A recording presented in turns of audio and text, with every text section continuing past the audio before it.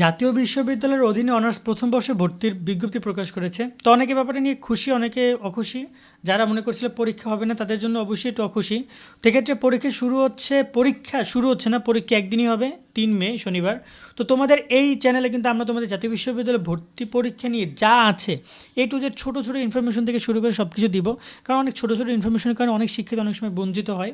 তো আমরা চেষ্টা করবো ভর্তি বিজ্ঞপ্তি নিয়ে একদম খুঁটিনাটি এই ভিডিওতে কিছু আলোচনা করার। আর অনেকগুলো বিষয় তোমরা তো প্রশ্ন করবা, কিছু কিছু বিষয় বুঝবে না, সেগুলো নিয়ে আমরা পরে ভিডিও করব। তো এই চ্যানেলটা অবশ্যই যারা আসো সাবস্ক্রাইব করে রাখো। আমাদের মেইন শোভন স্টাডি চ্যানেলে কিন্তু অলরেডি একটা ভিডিও পাবলিশ করা আছে, বাট আমরা এখানে নিয়মিত কাজ করব, এটা হচ্ছে আমাদের উদ্দেশ্য। তো 21 জানুয়ারি 2025 তোমাদের আবেদন শুরু হচ্ছে। বাট আমি আবার বলবো, আবেদন ব্যাপার নিয়ে এত সিরিয়াস হওয়ার লাভ নেই। সময় নিয়ে আবেদন করো। সময় যেহেতু আসছে, অনেক সময় আছে, তোমরা সময় নিয়ে আবেদন করো। 28 ফেব্রুয়ারি পর্যন্ত আবেদন, সো বেশ অনেক দিন। আর এটা নিয়ে অলরেডি আমাদের একটা আর্টিকেল পাবলিশ করা আছে, আমি ভিডিও ডিসক্রিপশন সেটা লিঙ্ক দিয়ে রাখবো। এখানে গুরুত্বপূর্ণ তারিখগুলো তোমরা দেখে নিও। এখানে অনেকগুলো গুরুত্বপূর্ণ তারিখ রয়েছে। আর ভর্তির যোগ্যতা নিয়ে, মানবন্টন নিয়েও এখানে বলা আছে। তো এই হচ্ছে গিয়ে মোটামুটি একটা ইনিশিয়াল ব্যাপার। পরীক্ষা শুরু হবে 10-11টায়, 12টায় শেষ, 1 ঘন্টা পরীক্ষা। অর্থাৎ তোমার 100 মার্কের একটা পরীক্ষা হবে 1 ঘন্টা।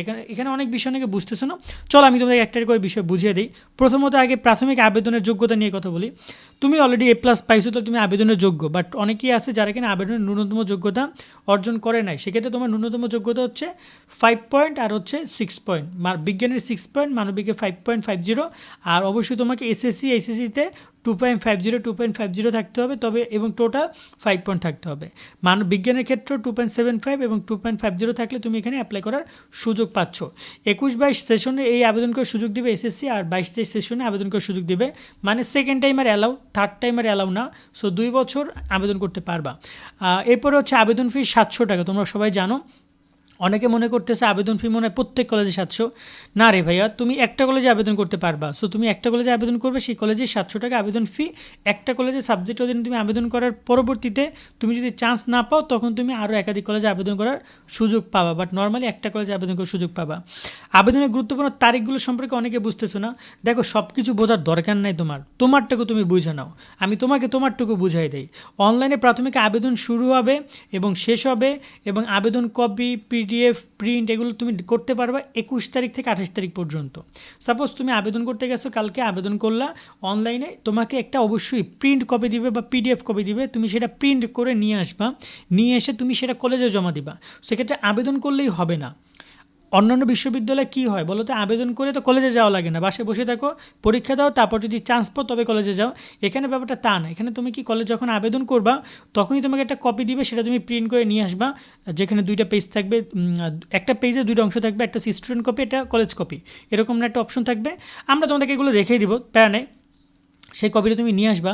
নিয়ে আসার পরে তোমাকে আবার আবেদন ফর্ম বলছে যে আবেদনকারীকে প্রাথমিক আবেদন ফর্ম সহ আবেদন ফি 7,000 টাকা আবেদনকৃত কলেজে জমা দিতে হবে। তুমি একটা কলেজে আবেদন করবা, সাপোজ তুমি ঢাকা তেজো কলেজে আবেদন করেছো, তাহলে তুমি আগে আবেদন করার ফর্মটাও আবেদন করার সময় ডাউনলোড করে রাখবা, প্রিন্ট করে রাখবা। এরপরে সেই ফর্মটা নিয়ে এবং 700 টাকা নিয়ে তুমি ওই কলেজে যাবা। কলেজে গিয়ে তুমি টাকাটা জমা দিবা। কলেজে অনেক সময় সরাসরি টাকা নেয়, অনেক সময় মোবাইল ব্যাঙ্কিংয়ে টাকা নেয়, সেটা তুমি জমা দিবা। জমা দেওয়ার পরে তুমি আসবা, বেরোবা, এই তোমার কাজ শেষ। তোমার কাজ এইটুকুই ভাইয়া। এবং এই কাজটা করার জন্য তুমি লাস্ট টাইম পাচ্ছ 2 তারিখ, কিন্তু আবেদন ফর্ম 28 তারিখে তোমাকে তুলতে হবে, এর পরে তুলতে পারবে না। আর 2 তারিখ পর্যন্ত আবেদনের টাকা জমা দেওয়ার ডেট। বাট তুমি চেষ্টা করবে 28 তারিখের মধ্যে আবেদন ফর্ম তুইলা টাকাও জমা দিয়ে আসার। পুরো ব্যাপারটা এখানে গ্যামজাম শেষ করে দিবা। আর এই বাকি যে কাজ, এগুলো সব কলেজের, ওইগুলোর মধ্যে যাইতে হবে না তোমার, ঠিক আছে? বাট তুমি যদি বুঝতে চাও, আমি বুঝাই দিব না একটা ভিডিওতে। আর পরীক্ষার মানবন্টন প্রসঙ্গে একটু বলে রাখি। মানবন্টন বিজ্ঞান বিভাগে, এখানে মানবন্টন এখান থেকে বুঝাচ্ছি না, একটু অনেকে এরকমভাবে দেওয়ার কারণে বুঝবে না, আমি তোমাদেরকে এখান থেকে বুঝাই। আমাদের আর্টিকেলটা, আমি মানবন্টন নিয়ে কথা বলেছি আমাদের shobhanstudy.com-এ, তোমরা এই আর্টিকেলটা পাবা।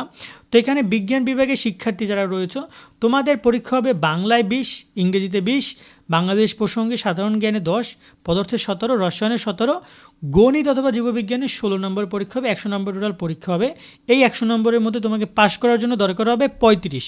এখন অনেকে বলতে পারো, ভাই আমি কলেজে অলরেডি একটা কলেজে আবেদন করেছি, যদি আমি পাশ করতে না পারি, তাহলে কি আমি আর কোথাও ভর্তি হতে পারবো না? এই যে 35 নম্বর যদি আমি না পাই, অবশ্যই ওই কলেজে যদি তোমাকে 35 পাওয়ার তোমাকে নেয়, তুমি ভর্তি হতে পারবে। আর যদি তোমাকে যদি তারা না নেয়, তাহলে তুমি ওই কলেজে ভর্তি হতে পারছো না, তখন তোমাকে আবার আবেদন করার সুযোগ দিবে তারা।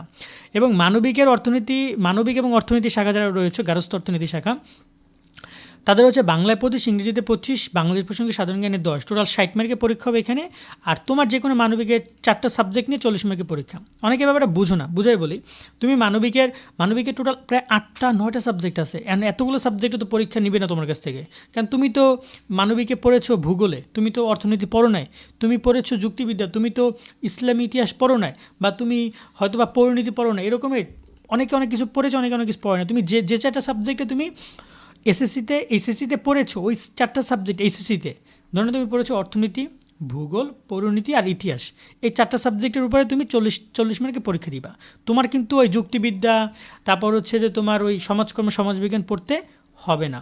টোটাল 100 মার্কের পরীক্ষা 35 পেতে পাস করার জন্য। ব্যবসায় শিক্ষা শাখার ক্ষেত্রে 25 নম্বরের পরীক্ষা হবে, বাংলা ইংরেজিতে 25, সাধারণ জ্ঞানে 10, 60, হিসেব বিজ্ঞানে 20, ব্যবসা নীতিতে 20, টোটাল 100 মার্কের এক্সাম 35 পেতে হবে পাস করার জন্য।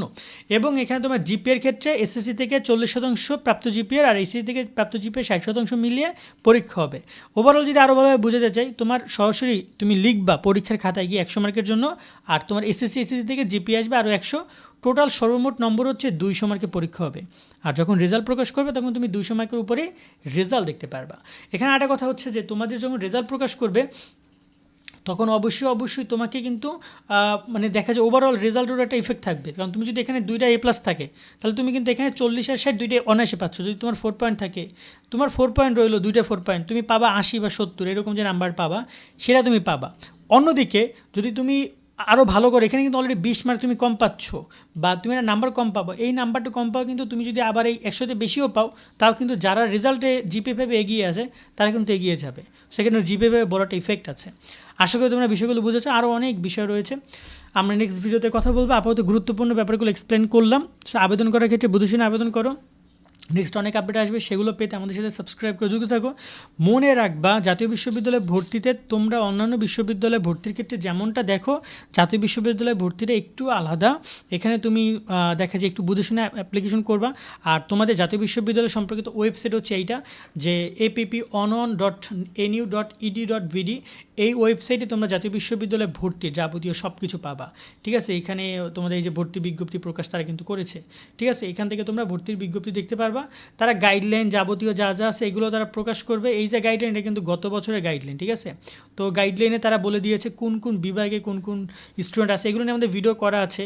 যে তুমি এখানে মানবিক বিভাগে যেমন বাংলা, ইংরেজি, আরবি, ইতিহাস এগুলো রয়েছে, কোন বিভাগ সাবজেক্টগুলো চুজ করতে পারবা সেগুলো নিয়ে বলা আছে। তো এগুলো নিয়ে না আমরা পরে আরও আলোচনা করব যখন যেটা আরও আপডেট তথ্যগুলো আসবে। আর তোমরা এই ডিসক্রিপশন থেকে এটা চেক করে নিও, এখান থেকে এখানে ক্লিক করলে তোমরা সরাসরি ভর্তি বিজ্ঞপ্তি নিজেরাই দেখতে পারবা, তোমরা যদি মনে চায়, আর নিচে তো দেওয়াই আছে। সকলে আজকের মতো এখানে ভালো থাকো, নেক্সট ভিডিওতে কথা হবে। আল্লাহ হাফেজ।